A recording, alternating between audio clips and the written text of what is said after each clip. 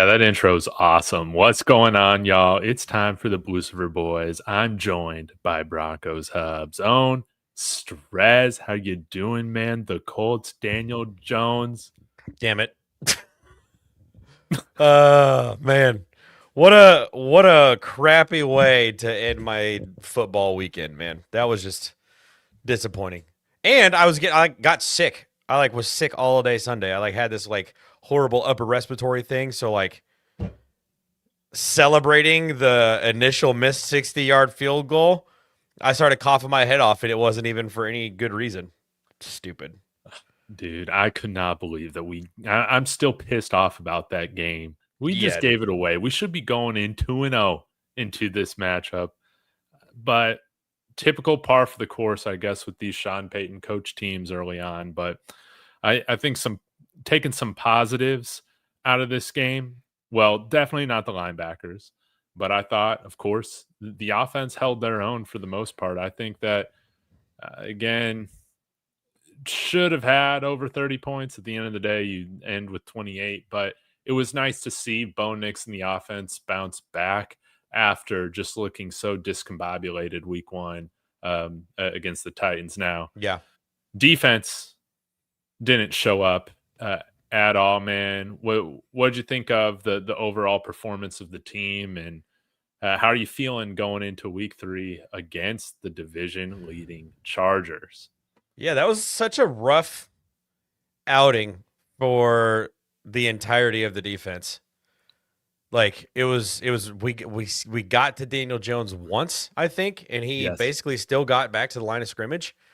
So our pass rush was non-existent, or we couldn't stop the run at all. Jonathan Taylor again just sliced and diced us. He's like the new version of the Josh Jacobs curse against the Denver Broncos, it feels like.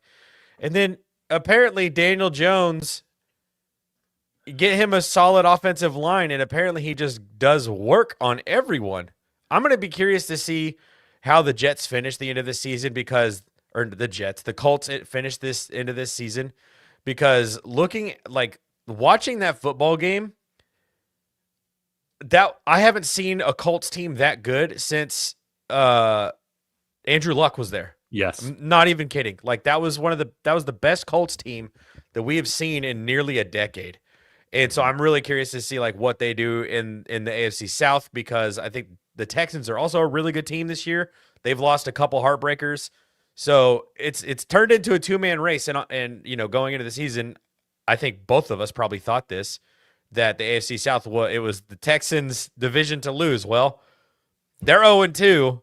The Colts are 2-0, and they don't look like they're slowing down at all. So honestly, by the time we get to the end of the season, if the Colts go on to win their division, I'll take this loss any day of the week, right? So the most important thing is we didn't have any major injuries in this game. We got out of the game clean.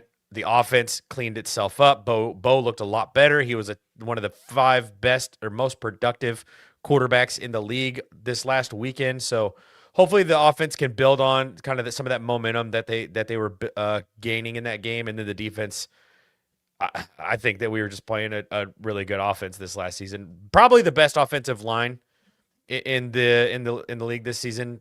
One of the top 5 offensive lines in the season, the league this season. So I think we're not going to have this kind of issue again for the rest of the year, probably until we play the Colts in the playoffs, which I fully anticipate to happen. I like this perspective that come the end of the season, this loss might not look as bad, or as bad as it feels right now. Yeah, they played really well. They needed some things to go their way. Yeah, we couldn't finish I don't even. Did you see the comments today? Darren Rizzi said, "Yeah, we've never called that actual coverage against." I saw that. I'm like, then why call it on a 60-yarder against the guy who is obviously not going to make the kick? What are we doing? I feel like you pointed it out too, right at the beginning of this episode. I feel like Sean Payton and his coaching staff way over coaches the beginning of the season. I feel like 1,000%. I don't think that they've been doing a bad job, but I also think that they've done dumb stuff as the coaching staff going into this year. They've gotten so cute at just not the right times at all. It's pretty amazing, man. I feel like the coaching blunders that have happened throughout these first 2 weeks. Yeah. We've seen them every year here to start the season, and it's weird. Then they find their groove. Yeah. And you know what's strange about this, Strez? Well, we don't necessarily have to get into it, but I think what's strange is that the Chargers are going into week 3. They have the opportunity to already be 3-0 in the division. That is actually crazy that they got 3 straight division games to start the year. Yeah, that's like horrible scheduling, but they're doing well with it, man. They have been. I mean, Raiders didn't really look as good as I thought that they were this season after week 1 last week. So a little bit of a different conversation there, but I do think that this is going to be a really fun game. But yeah, back to like just my last thought on the coaching thing. Mm-hmm. Week 1 felt like the offense was just coaching weirdly, and then the special teams happened last week. I don't even want to say it out loud, but I am a little bit nervous about Vance Joseph and what might happen this next week. Let's hope that it doesn't happen, because if it does, I will throw my TV off of a very tall parking garage somewhere in downtown Kansas City. It's going to be tough for Vance Joseph because we have Dre Greenlaw still not practicing. Why the hell don't we put this guy in IR? Also, Evan Engram, second straight DNP today. So he might miss the game against the Chargers. Yeah. That could be an issue. A good thing, though, so we are getting Nate Root Beer Atkins back. That's always great. You know, he's a sneaky player for us. Hey, I love it. How about A&W? Speaking of the root beer, what did you think about Alex Singleton? What do you think we do? This is a huge issue. We need more athleticism. Hey, even against Tyler Conklin, he's somebody that can make our day hell. Yeah, with how our linebackers looked. And Conklin is way too big to bring in a nickel to try to cover him. Mm-hmm. So we kind of did a little bit of, we talked about it last week with Tyler Warren. They did the thing. Like, Jahdae Barron came in and covered him. Jaquan McMillan covered him. Pat Surtain came on the inside and covered him a couple snaps. Yeah, Tyler Conklin is way too big for this. Will Dissly didn't practice again today, 2 days in a row that he was a DNP. So he might be out this weekend. So it might just be Tyler Conklin at that full tight end position. But as far as Alex Singleton, dude, it's Javonte Williams at linebacker. Like, yeah, he led the league in tackles for 2 seasons straight. And then he tore his ACL. And then he came back probably too early. Nowhere near the player that he was before the injury. He can't move like he could. And it was already a little suspect to begin with. Right. And now, dude, the video that has been going around Broncos Twitter the last 2 days, where I think it was the pass to Tyler Warren where he like cuts back inside. He looked like a 70-year-old man trying to play with like his great grandkids. Like, what are we doing? I ripped into him on Twitter the entire day on Sunday. I don't feel like I need to do it any longer, but he is the worst inside linebacker currently on the active roster. I think so too, man. And what's sad is that I still think he's going to get another shot to prove that he isn't that, especially when you heard the Champagne was say, dude, this guy's getting better every day. What does that even mean? Yeah.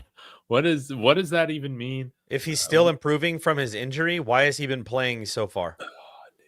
And if it's not because of his injury, what do you mean? Not only is he slow, dude, he's only got one hand to grab with, man. Literally.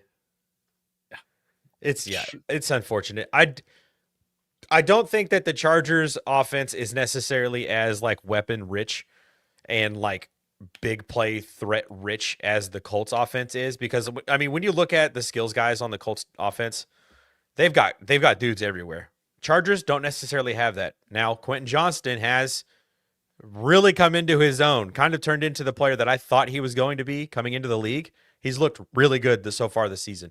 And then obviously Ladd McConkey is there the whole time, but really it's just those two guys.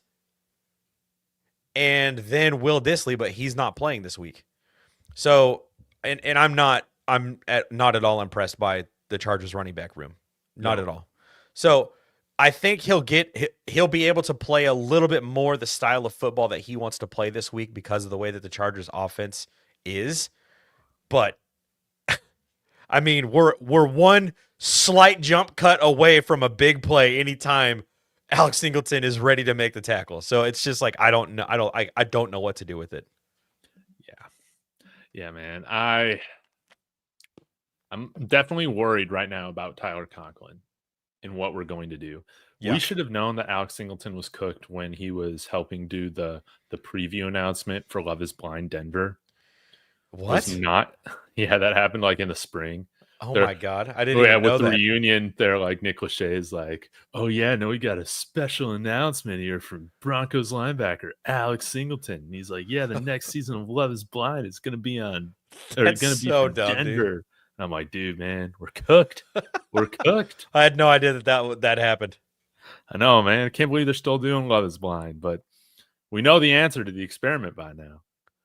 Love is absolutely not blind. It is not blind. Yeah, there's no reason to keep doing this experiment anymore. So we need to put Karene Reid, Lavelle Bailey in there. I don't care. I bet he's still going to get the start, but if we could at least just limit the amount of snaps that he's playing, that would be fantastic. Lavelle Bailey, it's his second year in the system. Why Very not, true. Dude? Why not? These guys can run sideline to sideline. Even if Alex Singleton right now is able to diagnose a play, maybe a split second quicker than some of these guys, he's also more than a split second slower than some of these guys to the point of attack. So I hope that this is something to where the coaching staff realizes, hey, we had our linebacker have a Levi Wallace game last week. We cannot allow that to happen again. But I'm worried it's just going to take more than that to bench captain, sadly. I agree. That is the tough part. And that kind of leads me into my next question is if Dre Greenlaw comes back this season, does Dre Greenlaw start alongside Justin Sternad? What does the linebacker core look like when Dre comes back? Yeah, maybe if Dre comes back. Maybe they freaking throw Drew Sanders out there because they'll probably be back around the same time. We'll get 12 plays from him and then call it a year again. Yeah, I know. I forgot about Drew Sanders, but now I'm like, God, I can't wait till Drew Sanders gets back. Will he be off IR week 5? He can be activated from it as soon as week 6. That's true because I think he has to have like the acclimation week or whatever. Yeah, I don't remember the IR rules. I'm not going to hold my breath for Drew Sanders. Not at all. I forgot he was on the team till again, like a week ago. That's just more of the example of like we need to swing big at linebacker this year in the draft. Give me Sonny Styles. Give me Arvell Reese. Give me one of the two linebackers that are currently playing linebacker at The Ohio State University, please. Because both of them are bigger, faster, stronger, better tacklers than every linebacker we currently have on the roster that has been playing games so far this season. No, man. I know right now, passing on Jahad Campbell, it's not looking great right now. I think we'd all be pretty happy with that pick right now at 20. So I'm starting to think that it was Emeka Egbuka. Yes. And then when he went at 19, we panicked. I'm actually really starting to think that might actually be the case. I'm putting on a tinfoil. I don't have any tinfoil hat to wear right here, but like it's becoming more and more like that was actually what the plan was. So I don't know. JFM for an inside linebacker. I mean, who are we going to trade him to? I don't know. Would the Saints want JFM? But I'm not doing that to JFM. I'm just not doing it. And let's just trade a future draft pick for Demario Davis, dude. I know he's old, but he's still playing elite football, baby. Put him on a winner. Outside of that, maybe you kick the tires on Eric Kendricks. But I'd rather not trade a player for another player. I'd rather trade like a day 3 pick for one of these guys. You can get starters for day 3 picks at the deadline. Yeah, especially at inside linebacker. Yes, please. This was something that I wanted to bring up here. Time to throw. Average time to throw. Oh, Daniel Jones is, within the top 10 of this, 2.65 seconds. He did a phenomenal job getting rid of it against the Broncos. And I'm actually going to bring up the week 2 stats here. Okay, he got it out 2.76 seconds. It seemed like way, way quicker than that. But when we look at Justin Herbert's time to throw right now, let me pull this up. It is 2.91. 2.91, so it's about 0.3 of a second longer. We were about 0.3 of a second short of getting to Daniel Jones this past week. We were always right there, but he just got rid of it a split second ahead. Yeah. I think that this is something to where we see a bounce back performance from this defense. Specifically the pass rush, ideally. Yes. And I know the Chargers have had a good offensive line, but I just have a feeling that we're going to cover better in this game, maybe outside of linebacker, and we're going to get to the passer more than we did against Indy. Yeah, I agree. Because I think Josh Downs, Michael Pittman, like that, Alec Pierce, like that wide receiver room is far and away better than the wide receiver room at LA. Speedy. They just got Ladd McConkey. Yeah, it's just Ladd, and I mean Quentin Johnston is again has slowly come into his own. But I mean, if you want I think Riley Moss could absolutely handle Ladd McConkey, and a little white on white crime would be kind of fun to watch the entire game too. And then maybe people shut up about Riley. If he's it would be great. Like he needs that game so people can stop saying like Denver Broncos need to get a better cornerback. Like shut up. Like no, he's probably the best cornerback too in the league. What are we doing?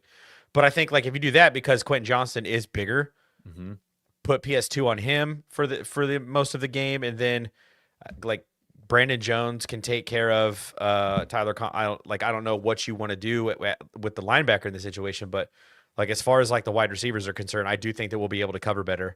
And I know that they have graded better over the first couple of weeks than the Colts O-line, but I don't think that the Chargers offensive line is as good as the Colts O-line is. So I think we'll have some opportunities. I mean, Zach Allen leads the league in quarterback hits. Nick Bonito has generated 15 pressures by himself this season. So like that right there, I think, is going to be like the complementary stuff on that side of the ball is what's going to be important when we're playing against this Chargers offense, because they're going to have to. Justin Herbert looks like a completely different quarterback this season. Like he is so confident and so settled and cool in the pocket right now. Like it's crazy. It is. I think he's on pace to throw for like 5,000 yards, which is crazy.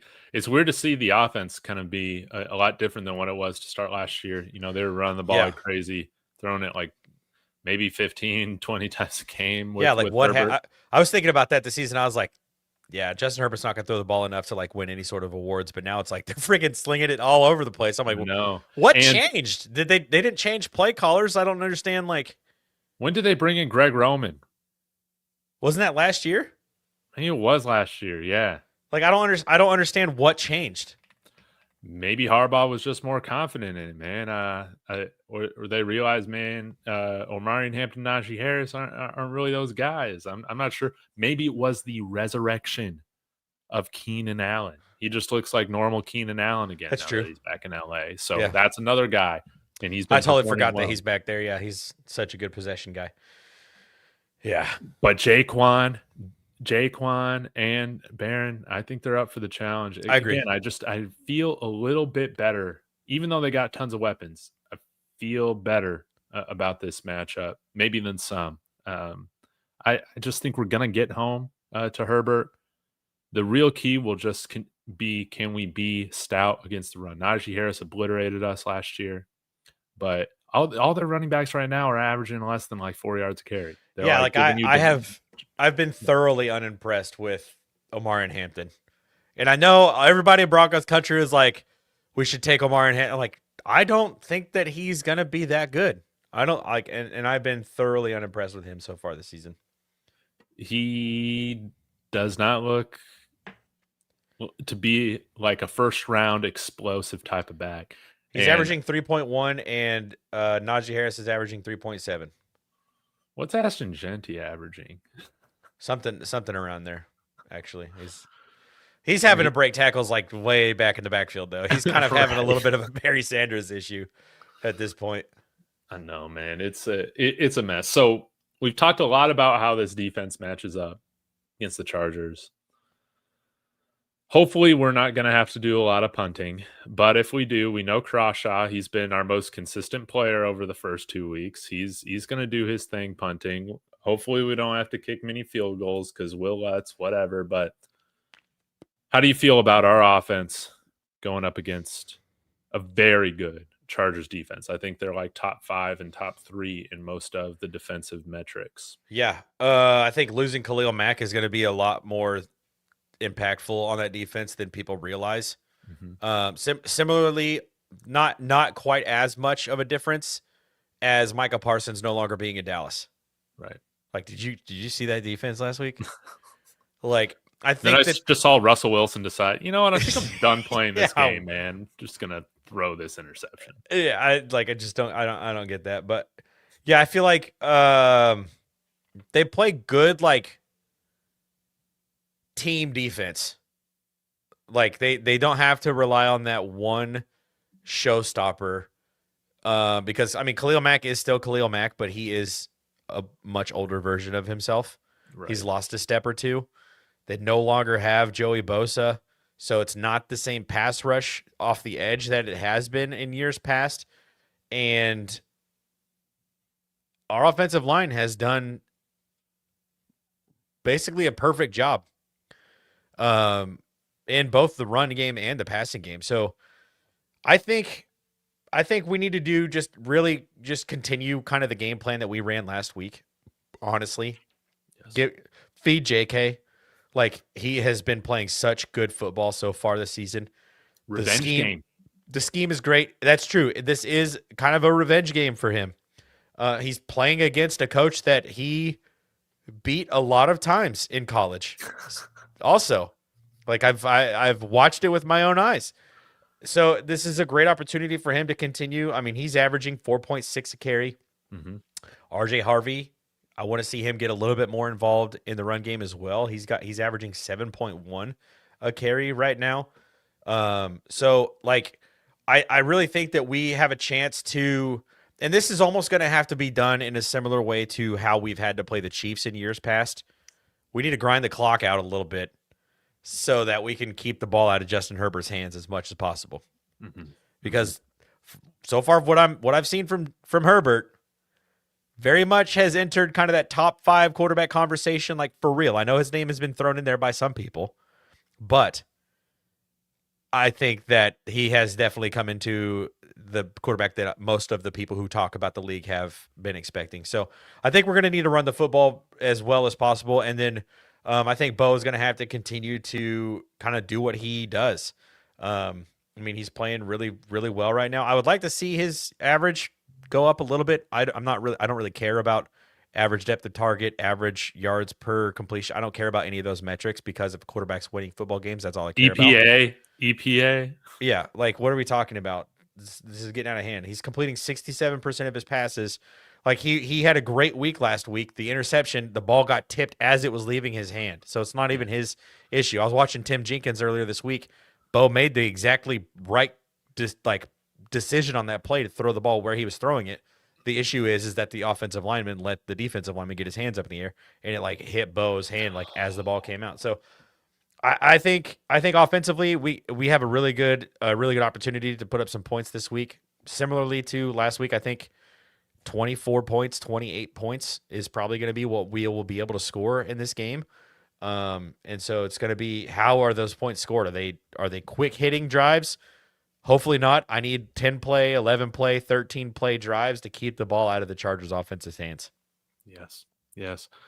Right now, they are averaging their defense only giving up 15 points a game. Yep. They've allowed 2 touchdowns on the season. But we're talking about a Chiefs team that's like not very good this year. They don't have offense. And then the Raiders. So the Raiders they couldn't even get a snap off on Monday. It's just like, and two, yeah, that's part of it. Also, it's a little bit of a shortened week for the Chargers, but one day, but it is a little bit of a shortened week, so that can play into it a little bit too. And I think we typically bounce back from losses and play well. Like I think so too. Yeah, especially a loss like this. Yes. Remember last time we had a loss like this? Sadly, it was less than a year ago. But with the Chiefs, then granted, the Falcons were kind of a different team, but we went and obliterated them. We went and took care of business. Oh yeah, Bo. That was like Bo's like the period where it was like, hey, he's the real deal. Yeah. That pass, that throw that he had over the middle to Lavelle Bailey, like I see that thing in my sleep sometimes. Mm-hmm. He just whipped it in. It's like a 17-yard curl route. Like he just whipped it in there. I'm like, oh my God. Broncos have a quarterback. Yeah. But to BK's point here, I think that this is good. Like one thing I noticed teams doing is taking away the middle of the field from Bo, making him throw outside the hashes. He's been less accurate, minus a couple throws.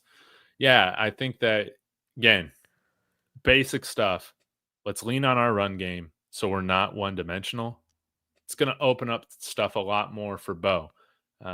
In a sense, I think we kind of saw week one. It's like Champagne's like, nah, man, we're playing through Bo. Bo is our guy.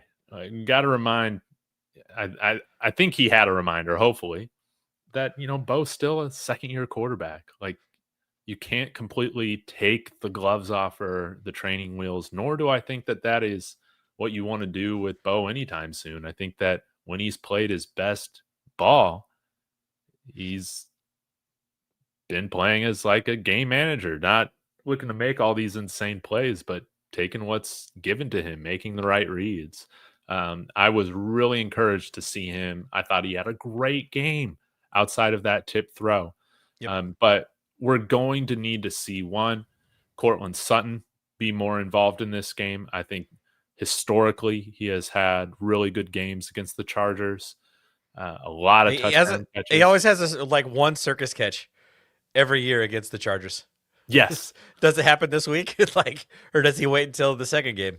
I hope we get Courtland Sutton, because if we can get two of these wide receivers going at the same time, that would be great. Last week was the Troy game. Yes. Like 9 targets, 8 receptions. I think he had 100 yards on the dot with if you include his rushing yards. So that was great to see.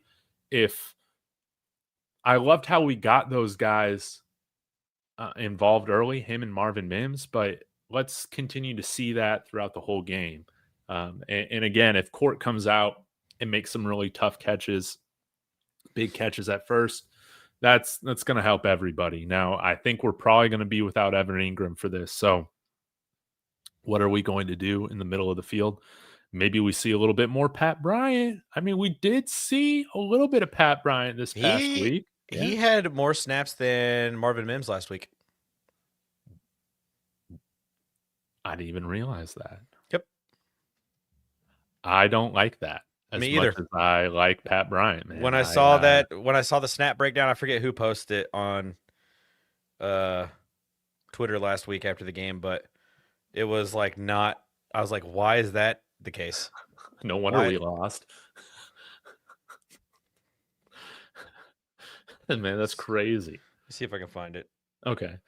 Yeah, while you're pulling that up, yeah, BK saying JK's been great running north and south. I think he's been a great starting running back for us, and as RJ Harvey continues to get more comfortable, he's been the perfect guy to lean on. Yes, can't disagree there. And let's play through him with this being a revenge game. And I like the way that Adam Prentice, man, has been playing at fullback. It's going to be fascinating to see if he is activated again this week, or if it's going to be time for Root Beer Atkins, man. No, I was might wrong. be able to give you a little bit the tight end position. What's up? I was wrong. It was Trent Sherfield who had more snaps than Marvin Mims, and I'm like, what is that? Why? That's even worse. Oh my God, he really is the next little Jordan Humphrey. Why are we doing that? Yeah. So that's just just one of those weird things. Like, I get that you want to do it for blocking, but like you can block in the run game with Marvin Mims by just using motion. Like if you get the defense's eyes following our fastest player across the field, that'll free someone up for a split second, and that's how you get that block made. I don't know. Yeah, I want more Marvin Mims involved, man. Get the ball to our playmakers quickly in space. They don't always have to be long throws downfield, man.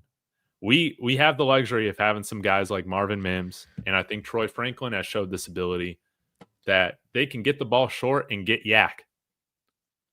Like they can make a guy miss. Troy, like that quick hit play that Troy caught, that was kind of like that RPO. It was almost like a wide receiver screen RPO type thing.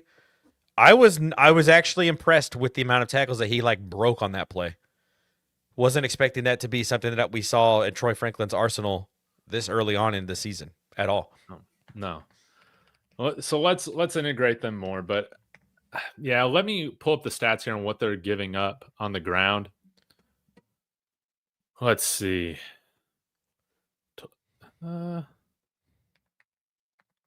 Sorry here. All right, third down efficiency, it's like 44%.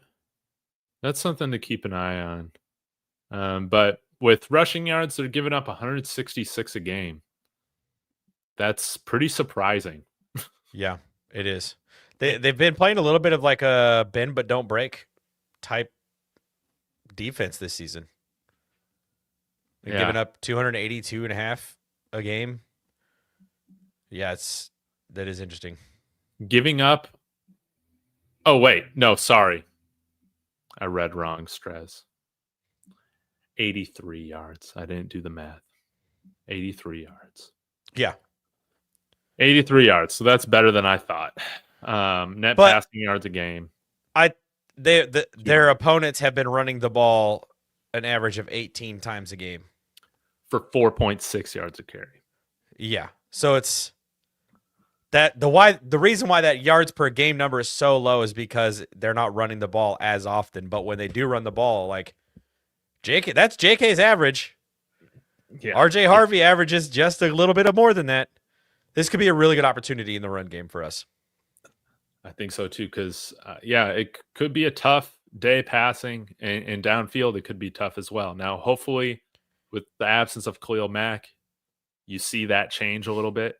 But that's why, hey, prioritize getting the ball out quick, just getting it to our fast playmakers. Right off the snap, man. Give them the ball in space to make plays. Yeah, like who cares about depth of target? Just throw the ball to the fast guys and let them do stuff. Yes. Get RJ Harvey out there. Get the ball to him out there in space. Get the ball to Marv and look at what Tua is doing right now. Who would have thought? That's the Miami's offense is very similar to what I think the Broncos offense needs to be. It's always been like Sean Payton has always used the pass as an extension of the run game, like those RPO type things. I don't think that everything needs to be called an RPO. That's like a quick hitting pass. Mm-hmm. But like getting the ball out to your guys, your playmakers, your space guys is exactly what you should be doing. Mm-hmm. Mm-hmm. I agree, man. Yeah, it'll be interesting to see if Miami can actually get the upset here on the road. I thought Buffalo was going to obliterate these guys. So did I. I had Buffalo winning by like 3 scores. I know. I was talking with Rawhide this morning. I was like, man, they're going to cover. It's a divisional game, though. I mean, that's kind of how it happens in divisional games. Which I'm seeing, like, Chargers are not that favored in this game. They're really only getting, like, that home field bump. Dude, with Strez, this is the perfect time. We also got our peak highest viewership right now to talk about the sponsor of David Talks Broncos, Profit X. America's #1 sports prediction market. Guys, it's not the house it's not you versus the sports book. Sportsbook versus the house. No, this is peer-to-peer. So you pretty much always get the best odds payouts, and you can even make your own custom spreads and plays. Let's check this out right now that you brought this up, Stress.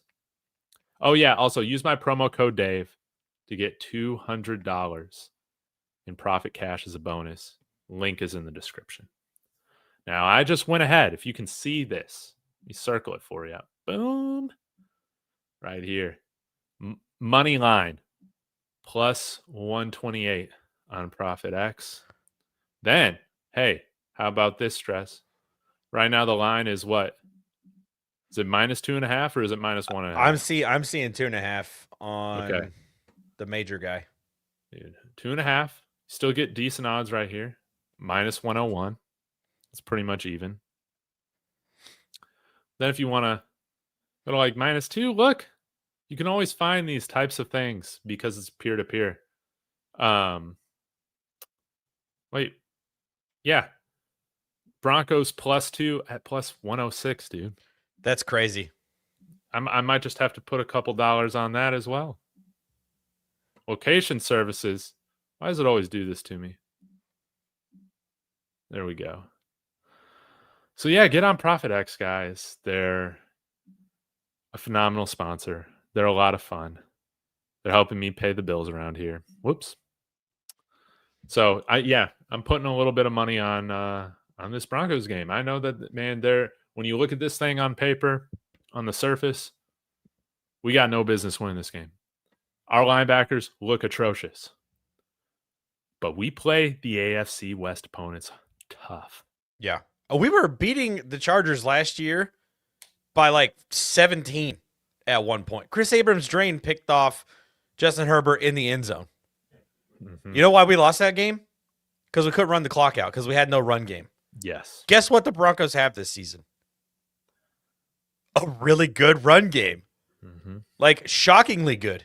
Yes. Back-to-back weeks with a rushing touchdown from our starting running back. Ben When was the last time we saw that? A point of conversation anymore. No.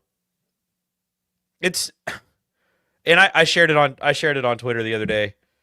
Dude, watching that outside zone scheme, like, being done the way that it needs to be done is a thing of beauty.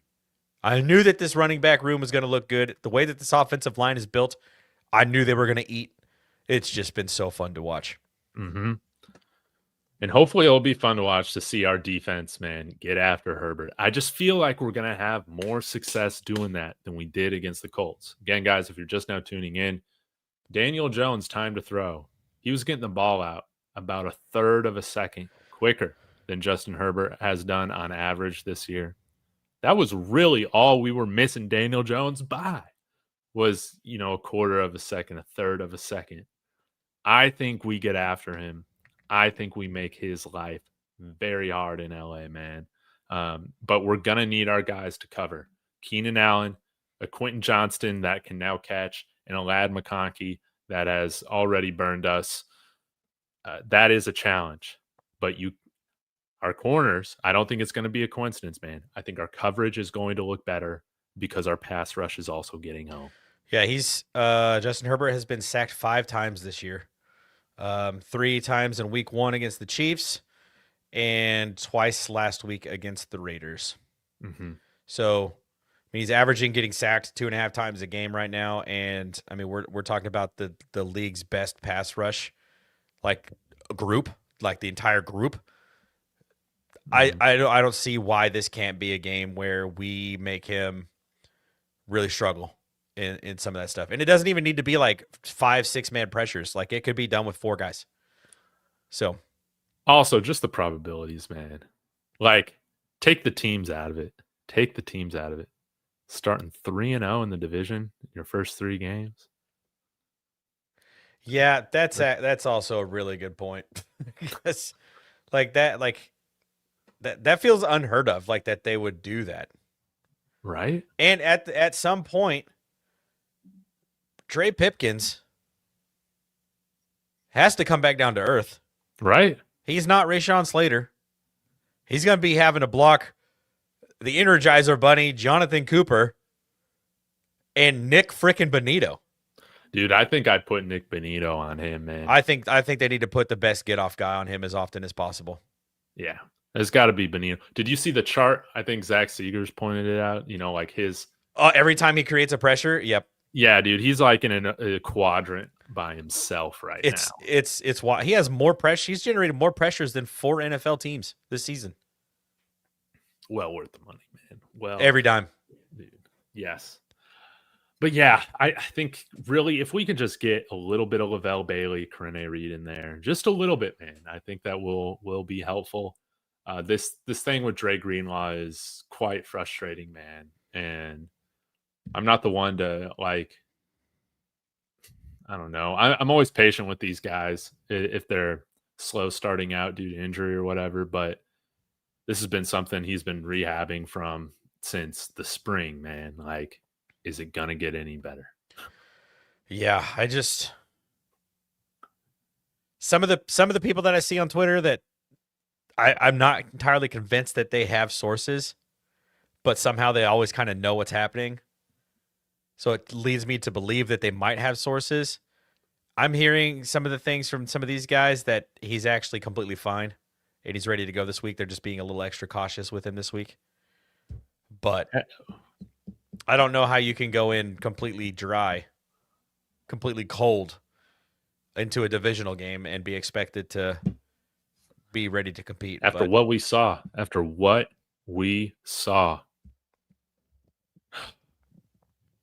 You can't. Yeah, I don't know. I don't know what to do with it. We're batting 500 on our injured free agents that we brought in so far, which is good.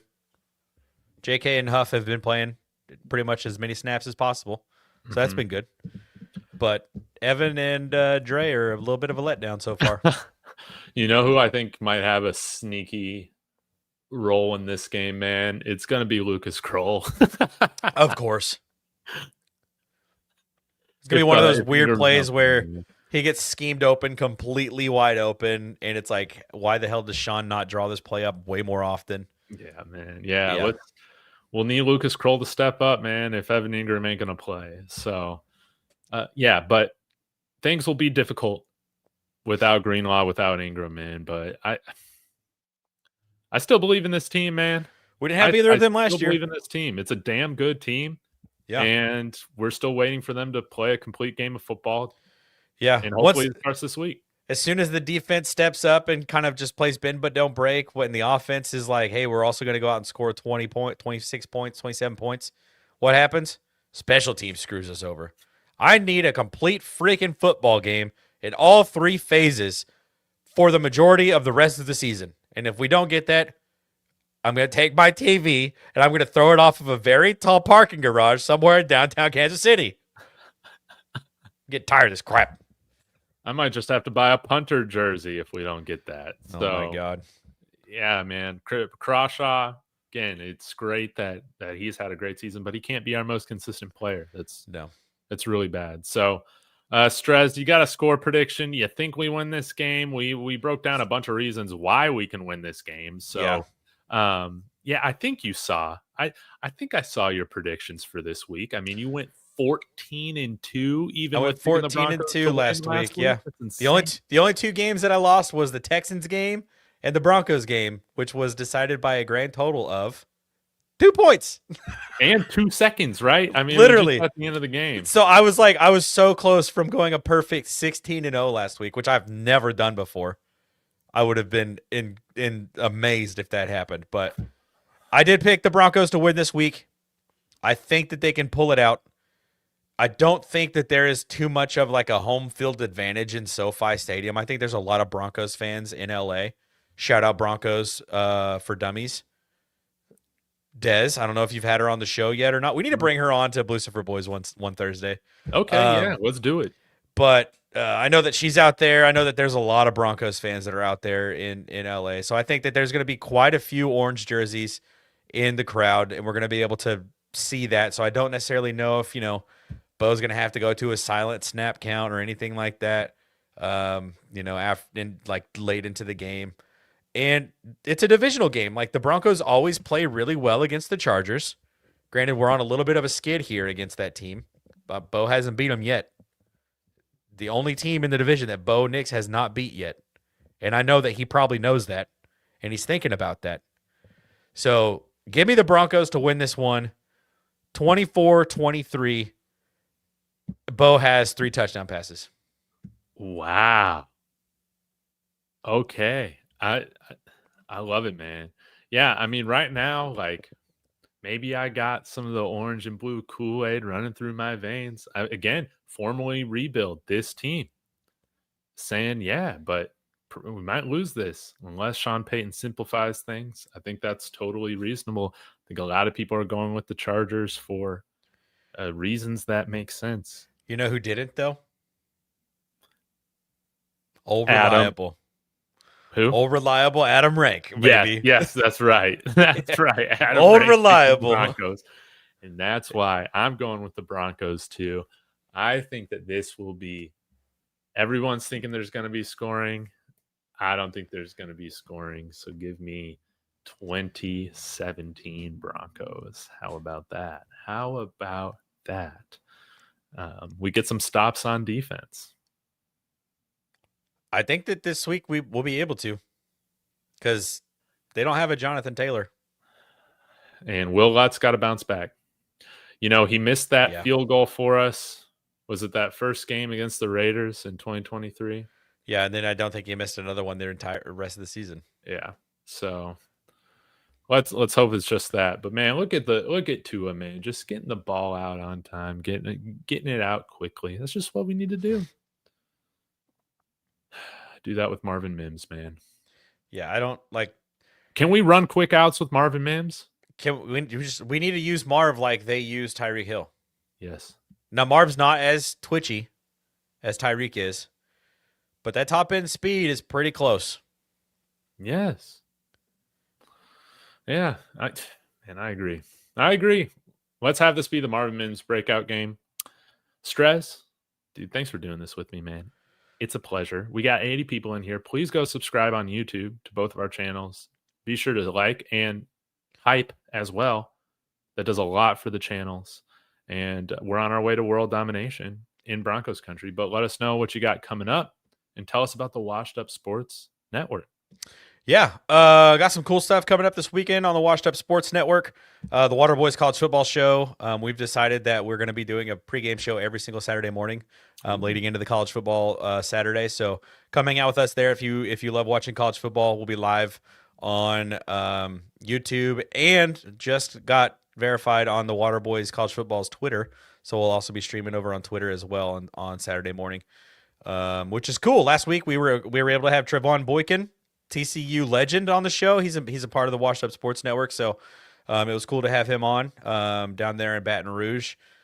So yeah, make sure if you are interested and you want to support myself, you're one of everybody's favorite Kansas City-based Broncos fan.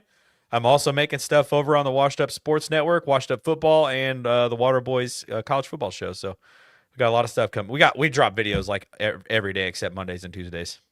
So staying busy, Strez. It's crazy. I love it, man.